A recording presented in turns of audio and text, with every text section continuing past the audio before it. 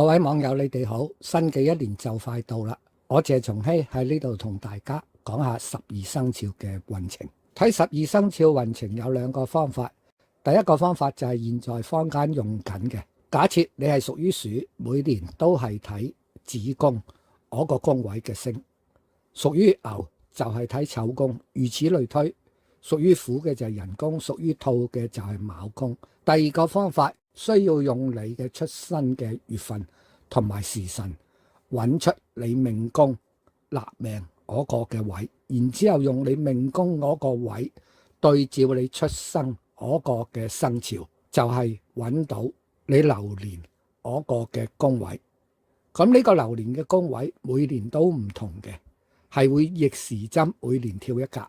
咁大家可以參考呢一個表，就會揾到你嗰個小限嘅宮位。呢個方法係準好多嘅。呢個係12生肖嘅星盤。如果你查小限入咗亥宮嘅朋友，任何生肖都好，留意我講，肖豬嘅朋友都可以作一個嘅參考。咁我先講紅色格仔亥宮嗰個位，跟住講埋有紅線連住外邊3個嘅宮位。我先講空星黑點嘅亥宮有小耗、死符，同一粒星嚟嘅，兩個名。佢係代表不聚財、遺失、浪費、賭博、劫殺，又叫做害氣。佢係代表傷人口、招盜賊、生病。對面嗰個宮位有病符，3個名：亡神、天官符。佢係代表老人家腰腳痛症，同埋官非。官非唔係單指老人家噶，破碎係不聚財、意外、風壇。好啦，我哋睇下未宮啦，有晦氣，佢又叫做天空。呢個係欠缺物質嘅享受，遇到倒霉嘅事，冇人緣。天月係代表橫禍，流下係代表醉駕、難產、血崩。我哋跟住睇下卯宮，有咸池，佢又叫做桃花，代表酒色、畸戀、外遇、性病、泌尿系統嘅疾病。卷舌又叫做絞殺，開口得罪人。我哋跟住睇吉星，睇下佢可唔可以同你化解到啲空星啦，同埋睇下佢帶啲乜嘢好處過嚟。你本宮有一粒玉堂星，玉堂星係一粒大嘅貴星嚟嘅，佢係陰貴人星。嗱，陰陽不代表男女，陰係有利夜晚出世嘅人，佢接收佢嘅好處係100%嘅，而朝早出世嘅人就接收一半嘅啫。呢粒貴人星就係代表咗你自己顯貴嘅性質。顯貴係你嗰個社會地位嘅提升，或者你嘅工作職業同埋你嗰個專業學問受到人哋嘅尊崇同埋認同。佢係可以化到同是非有關嘅空星嘅。對面宮位就有粒六神，六神係粒代表薪俸嘅星，一啲常行收入嘅星。佢係財星，但係唔算好大嘅財星。天官係一粒文貴星，呢個係有利讀書人嘅。讀書人或者做一啲文職嘅人，尤其是當公務員喺政府工作嘅人，遇到天官呢粒星呢，被人認同你嘅能力，自然就會升職加薪嘅機會出現噶啦。咁啊，未宮就有粒太陽星，呢粒星係化凶險嘅，意外啊，同人哋一啲嘅爭拗啊，呢類型嘅星嚟嘅。咁啊，金魚就係一頂金嘅橋，咁啲大吉星遇到佢就係會加強嗰個力量嘅。太陽嗰個力量係會被金魚加強。咁啊，天印呢粒係考取狀元嘅星。嗱，今年就喺外邊啊，係有些微嘅幫助嘅啫，對你唔會話你10年都攞唔到個博士學位，今年咧你攞到，咁冇咁樣嘅機會，除非係未宮入未宮嗰啲嘅朋友就有咁樣嘅機會。咁我哋跟住就睇下卯宮啦，卯宮就有粒天喜，天喜係代表咗婚姻啦、生仔啦、生女啦咁樣嘅意思。咁啊，唔係每個人都喺結婚嘅年齡啊，或者喺生兒育女嘅年齡嗰度，咁佢係有代表財嘅性質，係代表咗一啲開心錢嘅性質。天德係有消災解難嘅性質，所以你今年整體嚟講，我啲吉星係可以化解到你嗰啲嘅空星嘅。嗱，化解啊，唔係話壓住，如果紫微星就壓住佢就唔會產生問題添。咁啊，化解即係話當問題出現嘅時候，你係可以去解決到。所以我啲空星你都要提高我個嘅警覺。啊係啦，對面嗰個宮位仲有粒天巫，我冇講，即係自宮嗰個位。咁啊，天巫係代表你勤力嘅工作被人賞識嘅。仲有我漏咗講病符，佢係代表肝炎同埋感冒嘅。咁啊，同大家拆解開嚟講下啦。今年你遇到同疾病意外相關嘅空星係幾多？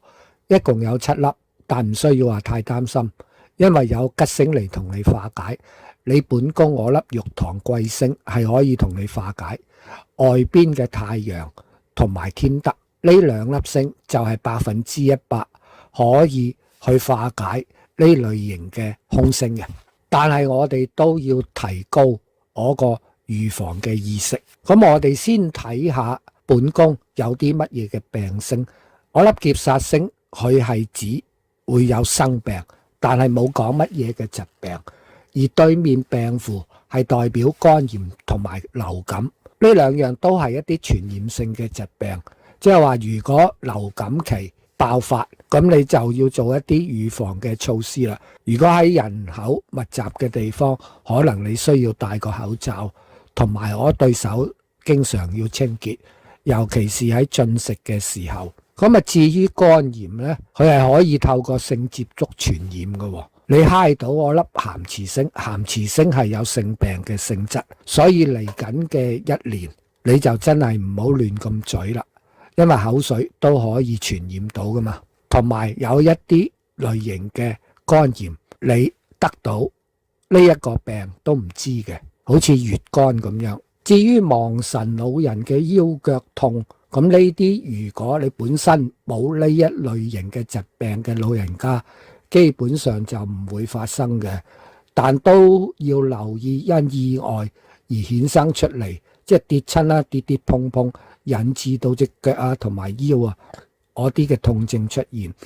因為天月流霞破碎呢一類型嘅星係意外嘅星嚟噶嘛，無論老與幼都好，都要小心一啲意外受傷。老人家尤其是啦，擒高搲低嗰啲嘅嘢就留翻啲後生做啦，因為啲後生跌親下都唔係啲乜嘢嘅問題，老人家就可大可小嘅。至於一啲帶有危險性工作嘅朋友，就要做好個安全措施啦。問題即使發生，應該唔會有一個長遠嘅影響，同埋好快會痊癒嘅。跟住我哋睇下個財運點樣，有3粒破財嘅星。你本宮我粒小號影響就最大啦，佢有不聚財、遺失物件、浪費同埋賭博。劫煞就有招盜賊嘅性質，破碎對面宮就係破財。咁好明顯啦，你嚟緊嘅1年嗰個橫財就唔得，因為有賭博引致到你唔見錢嘅，咁啊唔賭就可以解決到噶啦。另外嘅就係話招盜賊啦，同埋一啲破財啦，因為破碎嗰個本身嗰個性質唔係代表你因為工作或者一啲嘅投資、一啲嘅生意而引致嘅損失㗎。呢一個就主要係你一啲貴重物件嘅損毀而引致你財物嘅損失。所以你嚟緊呢1年唔好將一啲貴重物件擺喺個身嗰度啦。咁呢一個動作有2樣嘅好處喎，因為你仲有招盜賊啊嘛，財不可以露眼啊嘛，咁就可以解決咗你財物損毀同埋招盜賊嗰個機會大大會降低。而所謂不聚財呢，呢一個唔係話你屋企或者你自己本人有一啲大嘅問題而產生，譬如招惹一啲官非啊，或者家人嘅健康啊，自己嘅健康而有問題，引致到你花費好多嘅錢啊，冇咁樣嘅情況。呢一個不聚財應該就係你自己大使，因為你嚟緊嗰年嗰個正財唔錯噶，自己嗰個收入係提高，可能引致到你洗腳唔抹腳個情況出現。咁啊正財好好喎，因為你受到我粒玉堂星同埋對面我粒天官星同埋個天巫，你勤力工作，我個玉堂同埋一個天官星最利一啲創作嘅人士，一啲揸筆揾食嘅人士，一啲專業嘅人士，因為你哋會受到人哋嘅認同，你哋嗰個工作嘅能力受到讚賞，所以提升你嗰個正財嘅收入嘅。你仲有啊，太陽啊、攀安啊、天德啊，呢一啲星都係大利工作嘅星，工作好自然嗰個收入就會大大嘅提高。好啦，喺偏財投資方面都唔錯嘅表現，因為有天喜玉堂。嗱，玉堂呢一粒叫做陰貴人星啦，所以喺嚟緊呢年裏邊，尤其是喺夜晚出世嘅人就會比較好嘅。所謂開心錢係會多，開心錢係包括咗我個嘅偏財嘅，同埋一啲以佣金作為主要收入嘅行業，呢類型嘅工作朋友係會唔錯嘅財運。跟住就講工作同埋一個人際啦，兩者一齊講，因為佢有好大嘅關聯嘅。我哋先睇下有啲乜嘢空星影響你，你自己本宮相關嘅係冇嘅，而對面嗰個宮位我粒亡神有官非嘅性質，未宮嗰個晦氣就係冇人緣，卯宮嗰個卷舌就開口得罪人，冇人緣同埋得罪人呢啲有機會你嚟緊一年喺嗰個工作上嘅成績係唔錯，自己沾沾自喜，一時間與人哋交往就講錯嘅說話，引致到嗰個人際產生一啲嘅摩擦。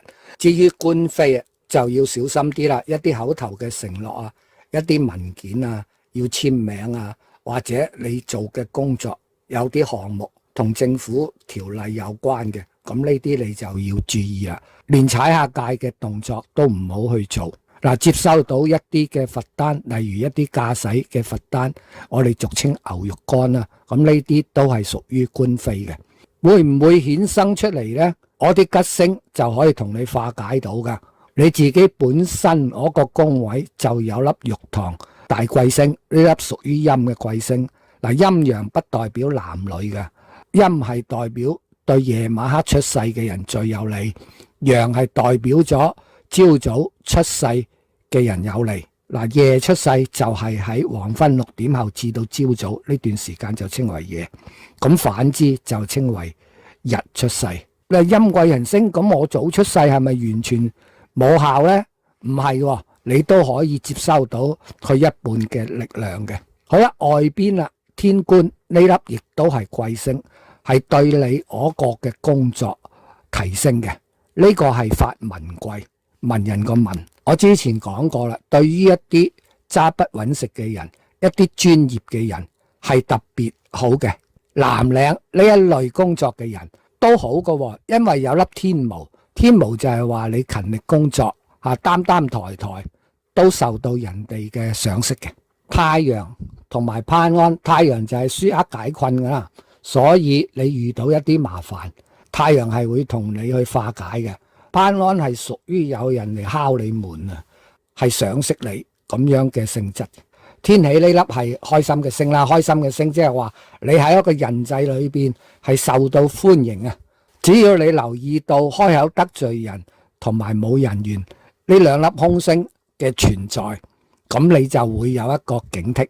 今年個人際咁好，就好好把握佢啦，因為人際呢一樣嘅嘢，嗰個因果係好長嘅，即係話你今年俾人哋嗰個嘅感覺係會帶到下一年，或者再下一年，人哋心目中都有你嗰個嘅印象喺度。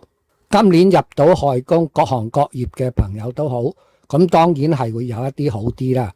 好啲嗰啲就係屬於一啲文職工作嘅人，屬於一啲管理層，一啲坐寫字樓嘅人，即使係冇職，你嗰個工作運都係好強嘅。